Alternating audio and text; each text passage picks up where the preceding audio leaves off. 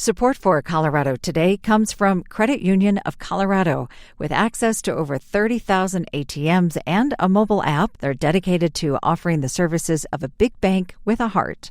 Learn more at honestlygood.org. Support for Colorado Today comes from Safeway. Shop Safeway's brands and get high-quality essentials for low prices. From Signature Select, Lucerne, and O Organics, you can save more on your favorites. Get started at Safeway.com or in the Safeway app.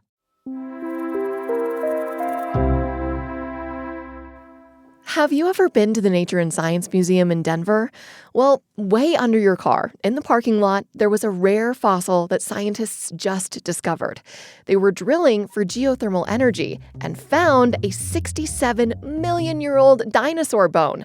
It's the deepest and oldest fossil ever found in Denver. It's also a not-so-small reminder that there's often more beneath the surface than we expect. I'm Haley May.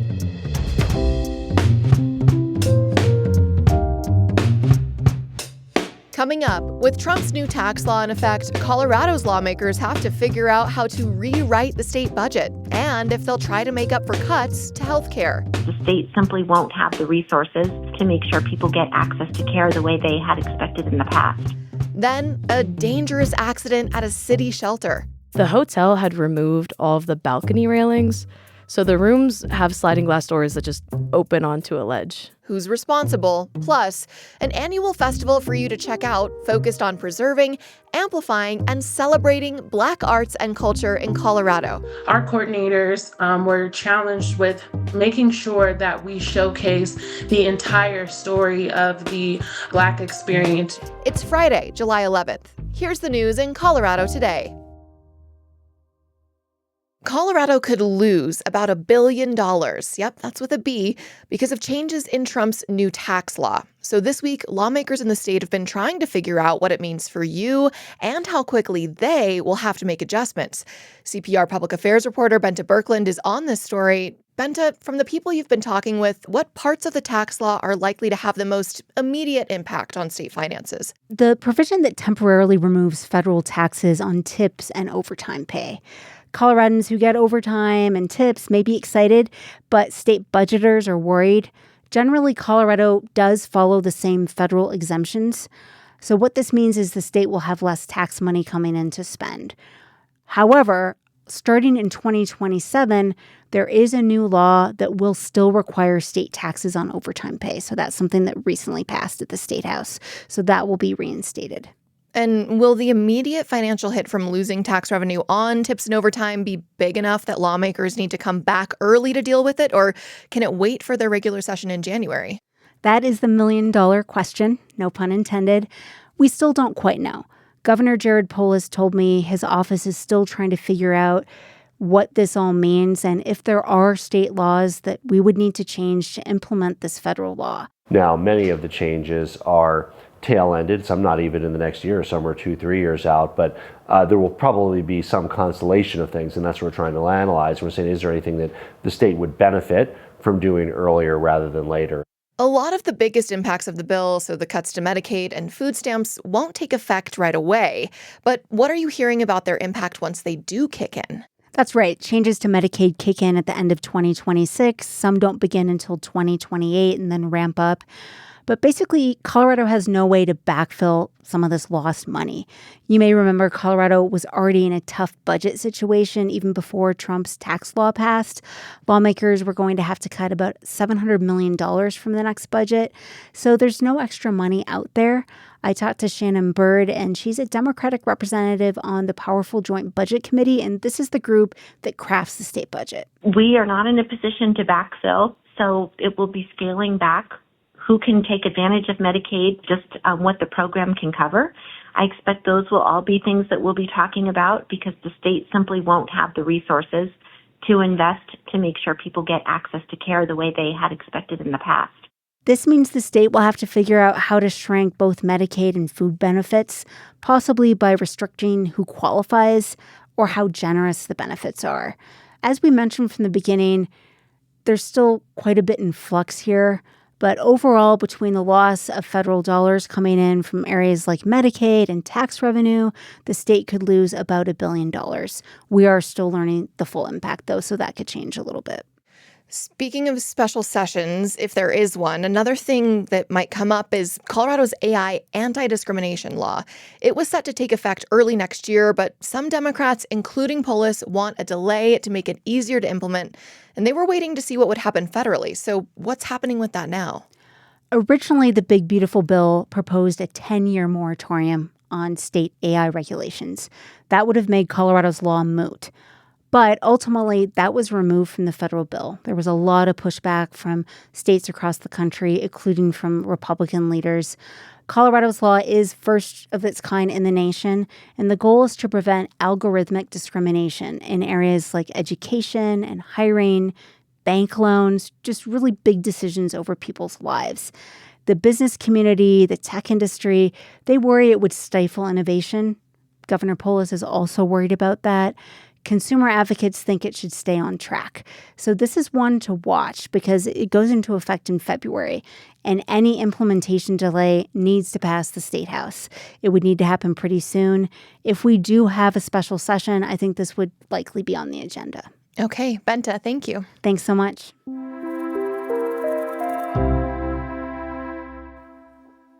This next story starts with a traumatic event. Earlier this week, an 11-year-old fell 5 stories out of a window at a shelter in a Denver hotel. She survived the fall, and she's expected to be released from the hospital soon, thank goodness. But the incidents raised questions about safety protocols and who's responsible when vulnerable people are put in risky conditions at city-run shelters. CPR reporter Kiara Damari is here to explain. Kiara, how did this happen in the first place? So the shelter's a former Embassy Suites hotel just north of the tech center that was bought by the city and county of Denver and then converted to a shelter for unhoused people with kids. Okay. But before the city bought the property in late 2023, the hotel had removed all of the balcony railings. So the rooms have sliding glass doors that just open onto a ledge. That's scary. Why? Do we know? Not quite. We don't really know why Embassy removed those railings. And what did the city have to say about this safety concern? They said that they did ensure residents knew not to open the doors. They closed the sliding glass doors with screws and epoxies, and they said they clearly labeled them with signs in both English and Spanish that say, "Do not open." But as we know, it's been a hot week, and the screws, as it turns out, can be taken out pretty easily. And, I mean, we're talking about a child here. So then is the thinking that the family opened the door for ventilation and that the girl just fell out by accident? Yes. Everything released points to this just being like a really bad accident. But behind that are also these questions about whether this could have been prevented and whether or not it could happen again. The Salvation Army staff says they examined the windows during the routine unit checkups, but they say city staff are the ones tasked with maintaining bigger maintenance issues, like broken or tampered with bolts on windows and doors. And meanwhile, city staff says the window just shouldn't have been tampered with in the first place. Kiara, from what I understand, the Denver auditor also found some issues recently with the Department of Housing Stability. That's the government agency responsible for the shelters.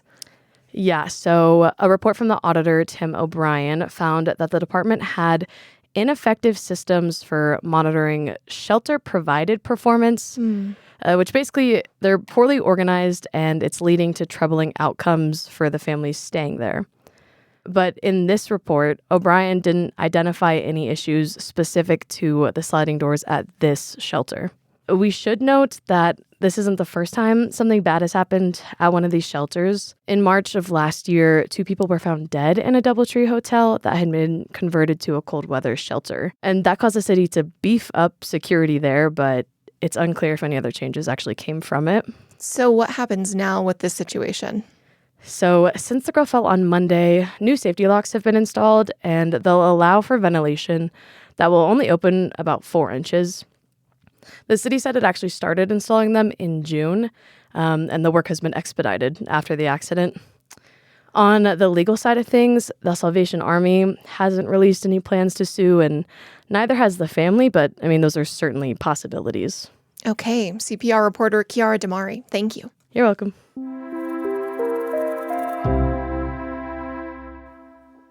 Imagine yourself tasting for the first time new foods from Africa. getting into the beats of Nigerian drumming, and shopping booths of locally made art. That's the scene this weekend at the Colorado Black Arts Festival, which starts today at City Park in Denver. We definitely work hard to make this a community event that welcomes everyone from different walks of life into our festival grounds. We like to look at it as a cultural exchange, open for anyone that wants to share in our stories of the African diaspora, as well as the Black culture through the visual and performing arts. Jaleesa McIntosh is the festival's executive director this year. In this 39th annual event, she introduced a new area called the Joda Village Stage, where we like to really showcase the cultural experiences of the African diaspora. Oftentimes we get sometimes put into a box of being into a monolith. And so we're really trying to break out of that and show that there are different elements of the Black experience. 80 artisans plan to fill the marketplace, including Keisha Macanessa, who works out of her home in Green Valley Ranch. And those are the ones with the wood with the flowers. And then my black and white ballerinas up here that you'll see with the ink. And her creations straddle two worlds, Africa and America. But when she first started out, she found it hard to get herself to sell her work. As an artist, you have your attachment. When you first start painting and stuff, you're like, oh, I've got to keep this forever. This is mine. I'm never going to sell it. And then the funny thing was, then the one painting, I had a couple pieces that, I didn't have for sale. And then someone bought one of my big pieces. And they were like, how much? And I didn't even have a price. I was like, $250. And he's like, okay. And I was like, oh, okay. Macanessa says now she's gone to the festival every year for the past 7 or 8 years. The Black Arts Festival is an important space for the community to gather. McIntosh, the organizer, says it's also a place where generations of people can share and support each other. The Colorado Black Arts Festival is something that people look forward to, that still want to support, especially being a generational event. That's really important. And so seeing the people pour into the gates, bring their lawn chairs, just wanting to have a good time, probably reconnect with people they haven't seen in so long. The festival starts today and runs through the weekend, and it's free in Denver's City Park. Additional reporting for today's show came from CPR's Elaine Tassi and Chandra Thomas Whitfield. If you're looking to beat the heat, remember, it's 7-Eleven today, and that means free Slurpees. While you sip, have you left a review in your podcast app for this show yet? If you do, it'll help other Coloradans discover it. Thanks for spreading the word. I'm Haley May. This is CPR News.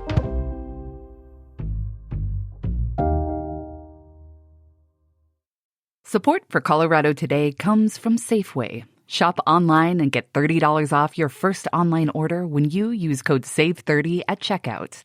Get the same prices, deals, and rewards as in-store. Get started at Safeway.com or the Safeway app.